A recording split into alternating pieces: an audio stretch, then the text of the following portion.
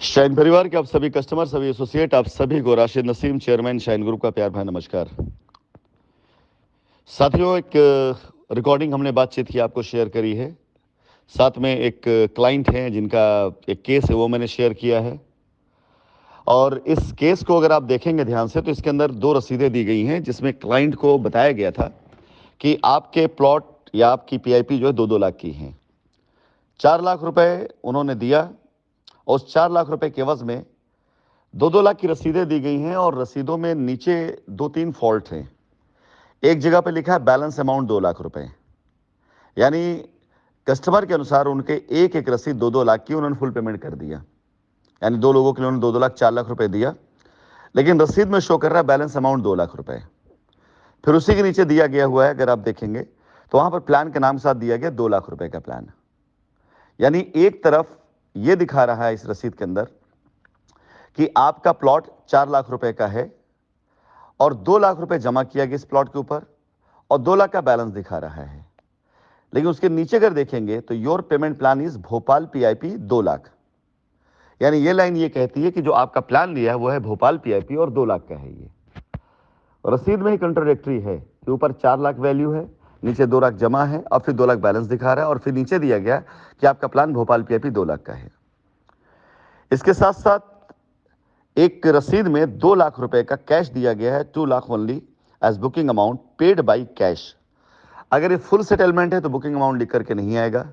दूसरी चीज, नोटबंदी के बाद से कंपनी ने कभी भी 20,000 रुपए से ऊपर का कैश अमाउंट लिया ही नहीं है। हमारी हर ब्रांचों में लिखा रहता था कि हम 20,000 से ऊपर कैश नहीं लेते। फिलहाल आज जब इन्होंने मेरी वॉइस रिकॉर्डिंग सुनी तो इन्हें आभास हुआ कि इनकी रसीद में कहीं कोई दिक्कत तो नहीं है और इन्होंने जब इसको कंफर्म करना चाहा तो इस कंफर्मेशन में इनके सामने निकल करके आया जो मामला वो हद से ज्यादा सीरियस है। यानी आज अगर इनके पास रसीदें हैं और ये भूल चुके थे, इनका कहना यह है, इनका बड़प्पन यह है कि इनको ये लगा कंपनी भाग गई और भूल चुके थे। लेकिन जब इन्होंने ग्रुप पर ज्वाइन किया और मेरी वॉइस रिकॉर्डिंग सुनी तो इनको एक उम्मीद जगी और ये लगा कंपनी अगर दे सकती है तो हम पैसा क्यों ना लें। और जब इन्होंने इसका फॉलोअप लेना शुरू किया तो कहानी निकल के आई। साथियों, मैं आपसे यही कहना चाहूंगा, कई बार मैंने अपनी लाइनों को दोहराया, आज फिर दोहराऊंगा कि सच्चाई हमेशा कल्पनाओं से बहुत विचित्र होती है। जो हकीकत होती है ना, कल्पनाओं से बहुत ज्यादा विचित्र होती है, अफवाहों से बहुत विचित्र होती है। अफवाहें उड़ाई गई, कल्पनाएं की गई कि कंपनी पैसा लेकर भाग गई, हजारों करोड़ का गबन हो गया, बहुत कुछ कहा गया जिसमें जरा भी सच्चाई नहीं थी, बिल्कुल विचित्र था। पूरे लोगों ने यह अफवाह उड़ा दी कंपनी भाग गई। सच्चाई ये थी कंपनी कहीं नहीं भागी थी। उसके पीछे अगर तहकीकात की जाए तो जितने आरोप कंपनी पे लगाए गए वो सारे के सारे आरोप गलत साबित होते चले जा रहे। लेकिन कंपनी जितनी बातें कह रही है, अगर उसकी आप छानबीन करेंगे तो आपको यकायक दिखाई देगा कि कहानी बिल्कुल उल्टी थी। कंपनी जो कह रही वो सच्चाई है, लोगों ने जो कह कंपनी बदनाम किया वो तो कहीं था ही नहीं। आप सभी से निवेदन है कि अपनी रसीदों को चेक करें। आप में से जिन लोगों ने पैसा किसी एसोसिएट को कैश में दिया है या उसके अकाउंट में दिया है, उसके एक बार जरूर से जरूर वेरीफाई करें। आपकी एकता आपकी ताकत है। अगर आप अकेले अकेले जा करके कंप्लेन करेंगे, एफआईआर करेंगे तो शायद हो सकता है ये कंप्लेन एफआईआर ना हो। लेकिन अगर आप एक हो गए और ऐसे करीब तकरीबन 100 केस आ गए, 200 केस आ गए और सब ने मिलकर के अगर जा करके पुलिस स्टेशन में किसी अच्छे वकील के जरिए फॉलोअप करवाना शुरू कर दिया तो इनमें से कोई ऐसा नहीं है जो बचा रह जाएगा। सबके खिलाफ कंप्लेन हो जाएंगी, सारे के सारे लोग अपने आप लाइन पर आ जाएंगे। और मेरा मकसद कंप्लेन कराने का नहीं है, लाइन पे लाने का नहीं है, बल्कि मेरा मकसद आप कस्टमर के पैसे को सुरक्षित करना है। आज एक मैसेज और आया, मैंने आपको शेयर किया है इसी उसमें थ्रेड में, जिसमें एक एसोसिएट ने ये गुजारिश करी हुई है कि उन्होंने पैसा ले जाकर के अपने अपलाइनर को दे दिया। ऐसे भी केस हो सकते हैं कि जो डायरेक्ट बंदा जिसने आपका पैसा अपने हाथ में लिया उसका हो सकता कोई कसूर ना हो, एज पर अपलाइन गाइडलाइन उसने काम किया हो और बाद में पता ये चला हो कि अपलाइन ने भी बेईमानी कर दिया और उस अपलाइन ने अब फोन उठाना बंद कर दिया और जान की आफत उस बच्चे को पड़ी हुई है, जो बच्चा आप सभी लोगों के लिए कुछ भी नहीं जानता और आपके लिए काम कर रहा है।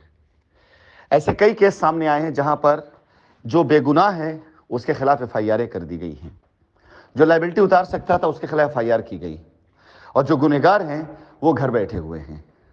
आप जरा देखिए तो सही ना कि नीचे जिन डाउनलाइंस के खिलाफ एफआईआर करी गई है वो डाउनलाइंस किसकी गाइडलाइन पे चलते थे। Company, president, vice president. अब अगर कोई डाउनलाइन के बंदे के ऊपर एफआईआर की गई है तो ऐसा क्यों है कि सिर्फ उस पर एफआईआर हुई है, और कंपनी पर अगर एफआईआर की गई है तो ऐसा भी क्यों है कि सिर्फ एक्शन कंपनी पे डाउनलाइन पे हो रहा है? क्यों? क्योंकि सोशल मीडिया पर आलतू फालतू लोगों ने अपनी तरफ से ऐसी धमकियां डालनी शुरू करी जिन लोगों के नाम की अगर उन लोगों ने जाकर के ऐसे लोगों के सामने नतमस्तक हो गए जिन्होंने उनका नाम लिख करके डाला, तो उन सब लोगों ने एफआईआर करते हुए ध्यान रखा कि ऐसे लोगों का नाम बचा दिया जाए जो उनको चढ़ावा चढ़ा रहे हैं।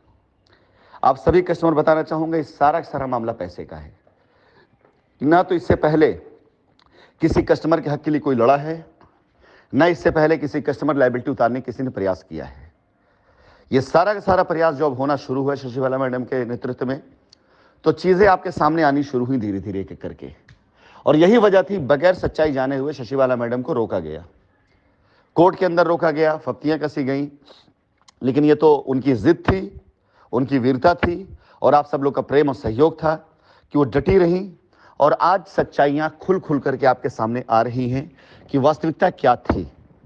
सोचिए, अगर इनमें से जिन लोगों ने आपके हक की लड़ाई लड़ने की बात करके आपसे पैसे लिए थे, अगर इन लोगों ने यही काम किया होता, इन लोगों ने ईमानदारी से आप लोगों के साथ दिया होता, तो आज न जाने कब का पैसा मिल चुका होता। लेकिन FIR, case, PIL, writ petition के चक्कर में आपको इन्होंने उलझा के रख दिया और किसी ने आपको सच्चाई से अवगत नहीं कराया। पूछिए आप ऐसे लोगों से जिन्हें आपने पैसे दिए कि आपके पैसे कहां गए। पूछिए ऐसे लोगों से जिन्होंने आपको एफआईआर लुकसाया कि एफआईआर का क्या हुआ। पूछिए ऐसे लोगों से जो आपको कोर्ट ले गए, उनसे पूछिए कि कोर्ट ने हमें कौन सा पैसा दिला दिया।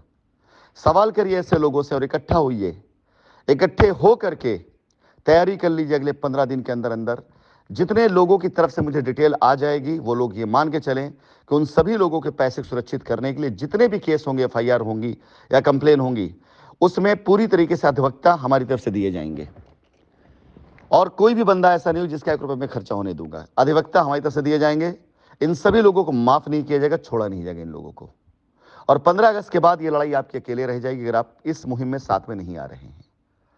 अगर इस मुहिम में साथ में 15 अगस्त के अंदर अंदर, क्योंकि हमारे पास वक्त कम है, अब कंपनी अपनी हर चीजों का जवाब देगी, अपने ऊपर लगाए गए हर इल्जाम का जवाब देगी, अपने ऊपर उठाए गए हर गलत कदम का जवाब देगी, और जिसने जैसा किया होगा उसको वैसे ही पलट के जवाब देगी।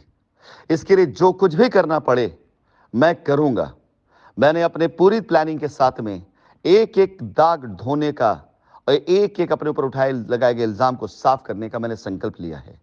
लेकिन साथ ही साथ हर उस इंसान के खिलाफ जिसने कंपनी की बुनियाद में ऐसी चीजें डाली जिससे कंपनी की बुनियाद कमजोर हो, उसे भी ना बख्शने का संकल्प लिया है।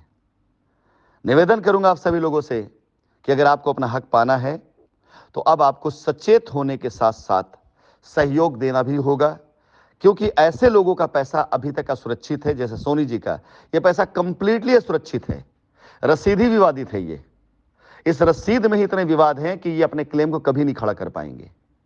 इसलिए मेरा निवेदन है कि अगर किसी ने आपको associate discount, PIP profit, SLP RSLP rental या लॉयल्टी पॉइंट से रसीदें दी हैं तो उनकी सुनना बंद करिए, फॉलो करिए ग्रुप पे आए हुए इंस्ट्रक्शंस को, क्योंकि अगर उसको फॉलो करेंगे तो आपका पैसा भले एसोसिएट ने कंपनी में जमा किया हो ना किया हो, लेकिन अगर आप उसके खिलाफ किसी प्रकार की लीगल एक्शन लेते हैं, वो पैसा आपका सुरक्षित कंपनी माना जाएगा।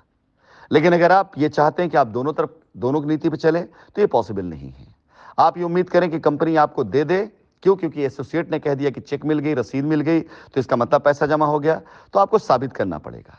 अब जैसे इनसे भी एसोसिएट ने कहा है यही बात कि रसीद मिल गई, चेक मिल गई, तो ये साबित करें, स्थापित करें ये रसीद इनकी डाउटफुल है।